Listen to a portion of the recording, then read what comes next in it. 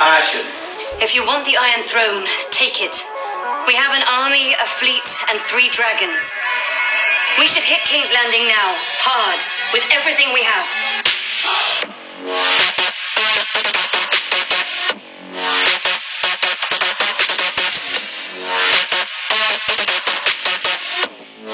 The scene where we first reveal the new alliance of Yara and Ilaria and Olenna Tyrell with Dany is vitally important in terms of the plot beats that it sets up, which echo through the season. Everybody seems to have a map room. It's impossible to conceive of what the people in the show are conceiving of unless you have some kind of visual reminder of where this war is taking place and who is coming from where and going to where. The importance for me was to show what their collective purpose was, which, of course, Peter's character Tyrion explains for us. Okay, here we go. Let's roll, please. And action. Lady Greyjoy will escort you home to Sunspear. And her Iron Fleet will... Shit. Come on, guys. Oh, nice. No, it wasn't. It was. Cool. You're not seeing what I'm seeing. It's lovely. So here we are in the Dragonstone map room. It's slightly changed from the original. The big change is that we designed a new dragon. So we've taken the old dragon out and we're now sculpting a new design of a dragon in. What you got? What we got? Like a map table? The first time we obviously see this and see the furniture, we're going to have it all sort of caked in dust and sort of lived in the map markers. All the old map markers going to be tossed around the floor. So obviously the second time we do it, when we see it next, we'll sort of clean it up. And that's when we'll have the new map markers in there, basically. We will not attack King's Landing. So how do you mean to take the Iron Throne? By asking for it nicely? With the exception of Tyrion, all the allies that matter in this scene are all women. I don't think there are that many situations in film or television where you see 4 women sitting around a table discussing power and strategy and war. Will you take a bit of advice from an old woman?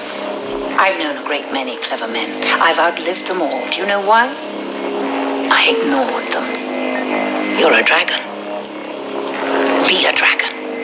Dame Diana telling me to be a dragon, I was like, thanked. I'm gonna wake up some mornings and just tell myself that. It's been so rare. We've all sort of been in like separate TV shows on these different locations story-wise, and we're lucky if we even meet each other actor-wise, so it's so much fun to be in the same room and act with them again. Okay, settle down please guys, here we go. Let's roll please. Sound speed. Sound speed. 13, Nina, take 1. Hey, C marker only.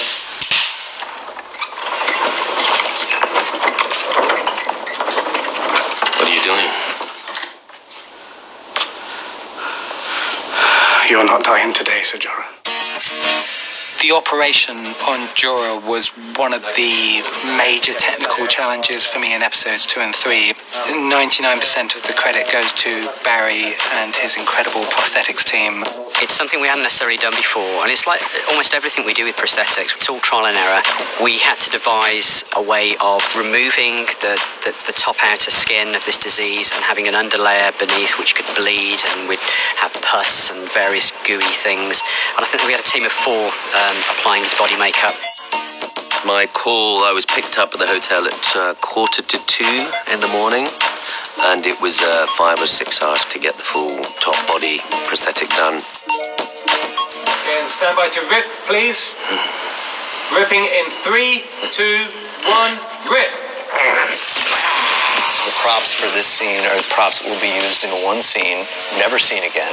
You could have gotten away with a throwaway version of those props, and I bet 9 out of 10 people wouldn't have noticed because their eye is somewhere else.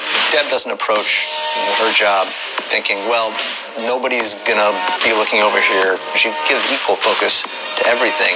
What people hold in their hands is really important because that tends to be what the camera will actually see in close-up. So something like Sam's medical instruments, you know, it's that cross between sort of medieval, but at the same time, you know, we're in the Citadel, and what does that mean? And what sort of instruments would Sam use to operate on Jorah? Please try not to scream.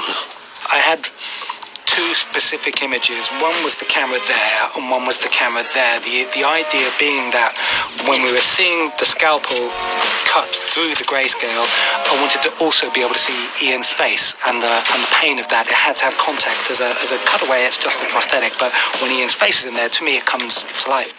Even though everybody on the set knows that it is a prosthetic, there's an instinctive human reaction when you see blood and when you see flesh coming away from body and sinew underneath.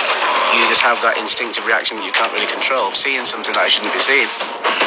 You do have those nice moments when you're as an actor where you sort of, for which you're not supposed to do, there's supposed to be a hush in a studio, but certain moments where people go, oh no, that's disgusting. How's that, Mark? That's really good. It's funny if you watch it. The location team in Seville had found this extraordinary old armory, which had incredible scope to it. The challenge was to bring Anton and Lena through the set in such a way that could maximize that depth. And of course, the incredible scope of a number of skulls that they supplied for us. We had made all of these extraordinary dragon skulls here for months and months. There must have been 50 dragon skulls down there of all different sizes and different states of disrepair. It's like Robert's hidden trophy room. Of course, we had the giant skull that was in the back there. That had a digital 3D sculpture done in the art department. Then we took on the task of translating that into a pretty large polystyrene carving. Valerian the Dread's skull would be the hero prop, and it's the largest dragon that's ever existed. And this is the dragon that spearheaded the conquest of this whole country, and they put all 7 kingdoms under Targaryen reign. So if you can drive a giant tree trunk bolt through the skull of this thing, that means that maybe you stand a chance against the Dragon Queen. If you can't, you don't. There does appear to be a plan in hand. Have you ever been down here, Your Grace? No, I can't say I have. If they can be wounded, they can be killed. The weapon itself is something that Tommy Dunn and his team made, and it's real. I mean, it weighs thousands of pounds. It's functional. I mean, if you really increase the tension on it, you could put one of those bolts through a cement wall.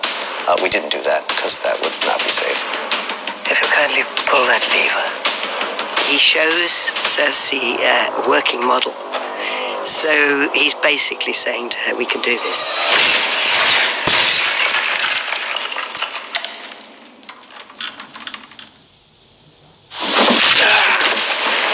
You're as great as captain of the seas, so we needed a good sea battle in this series, right?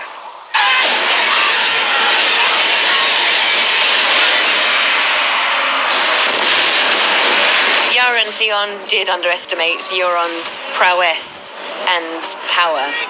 Euron's ship was such a great, humongous, mean-looking thing. It was so right for that character. The Silence is Euron's command ship, and it's supposed to intimidate people when they see it, and it's supposed to strike fear into the hearts of his enemies. Euron. The boat itself is a big fuck you boat built by a big fuck you guy. It's one of those things where the Silence was written bigger than what we could actually afford to build. And so we had to be clever about the way we did that. We decided that the best way to really put across the true size of this boat was to build a section of it, the bow section that rams into Yara's boat. And so we designed a big naval ram that was on the front of that boat that would then crash into Yara's. And that was an opportunity to reintroduce the Kraken. And also we had the Corvus itself. We built the Corvus so that it became lightweight and very strong. We had a stuntman standing on the end, but obviously a controlled fall, so we had to make sure we had the right speeds, which meant that we had to control it with a wrench system. Here we go, and 3, 2, 1.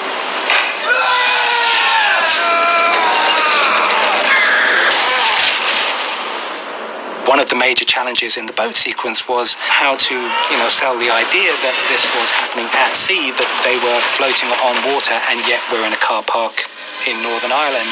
Sam's first ever was, we'll just blast a load of water against the sides and it will splash up. By having this splash up, there was immediate visceral connection with the ocean. We had green screens 60 feet high, all the way around the ship. So, there isn't really a direction that the camera can face that we don't have to do something. We're big believers that real photographed elements are what helps sell the reality of our scenes. Part of the look of it all, having a lot of embers burning through the shot as if all the boats are on fire. So we created ember guns. We had some larger rigs as well. We had a couple of moments where the whole sort of section of the mast would come collapsing down. Part of the battle is Ewan's crews fire the burning projectiles at Yara's crew. Our effect there is really a lighting effect, which was basically a flare. Sometimes we had flares fired freehand, and sometimes we had flares fired down wires. Okay, here we go. 3, 2, 1, action! I have an axe, right? Of course he has an axe. He doesn't fight with a sword. He has an axe. So the first hit I have, blood just came like... And I was like, yeah, this is awesome. All right, next one. The Iron Islanders have a particular breed or species of violence, which is bludgeoning, basically. I wanted it to feel like of a riot when there's a flash of, violence and it just kicks off and nothing should look choreographed. We had 40 stunt guys on there, 6 cast members and the crew. It will be axe, whip, yank, punch. Namira, played by Jessica, with a whip. That's quite a challenge to have a busy environment with an 8-foot whip. So we do lots of inserts with a real whip and then we use a CG extension.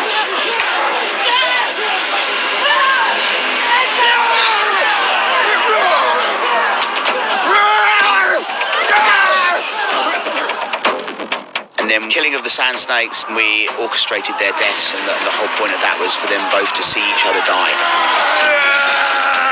One of the things I think we, the production, learned was to make it personal, to stay with individuals within the chaos of the battle. Initially, it was all about Gemma's character, Yara.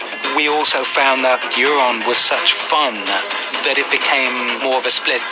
Give your uncle a kiss. And Pilu is such a great kind of heir apparent to Ramsay, is such a great baddie for this season. I enjoyed it a lot because it's fantasy. So all my bad, evil thoughts gets released in Game of Thrones.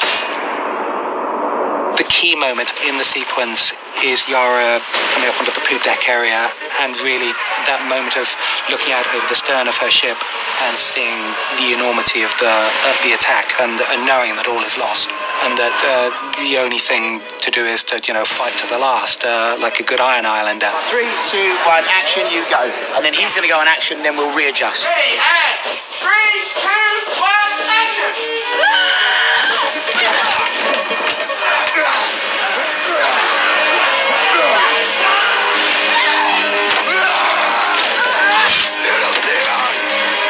And it really all comes down to close-ups on 3 people and where they're at the end of this experience. The key emotional moment was loss and betrayal when she realizes that her brother is broken. A take that I think we ended up using on her close-up, where there was just a small tear, which we tend to be very show a lot of restraint in any kind of overt emotion in the series generally, but that felt earned to me.